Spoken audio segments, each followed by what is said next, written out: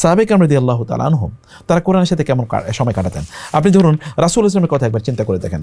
রাসূলুল্লাহ সাল্লাল্লাহু আলাইহি ওয়াসাল্লাম প্রতি রাতে রমাদানে প্রতি রাতে তিনি জিবরিলের সাথে কোরআন কি করতেন? মুদারাসা করতেন। তিনি জিবরিলকে শোনাতেন, জিবরিল তাকে শোনাতেন এবং একজন আরেকজনকে শোনাতেন।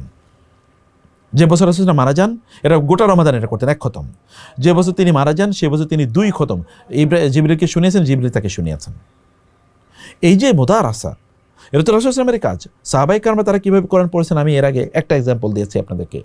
রাসূল ইসলাম আশআরি সাহাবী, যে ওই যে আবু মুসা আশআরি রাদিয়াল্লাহু তাআলা আনহু, তাদের এলাকা দিয়ে তিনি বলতেন, আমি যখন রাতের বেলা কোনো এলাকা দিয়ে যাই, আমি জানি না যে কোনো এলাকা দিয়ে যাচ্ছি, হয়তো বা কোনো একটা জায়গায় আমি যাচ্ছি, চিনতে পারি না অন্ধকারের কারণে, কিন্তু তেলাওয়াত শুনে আমি বুঝতে পারি এটা আশআরিদের এলাকা। কারণ আশআরিদের কোরআন তেলাওয়াত, তার রাতের বেলা কোরআন তেলাওয়াত করতেন। মৌমাছির বাসায় যেমন কাছে গেলে আপনি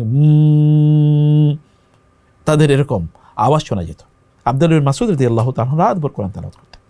রাসূল মাঝে মাঝে কান পেতে শুনতেন এবং আব্দুল্লাহ বিন মাসউদ কোরআন তেলাওয়াতের পর আল্লাহর কাছে দোয়া করতেন, রাসূল মাঝে মাঝে আমিন বলতেন। কি অসাধারণ, তাই না? কি অসাধারণ দৃশ্য এগুলো।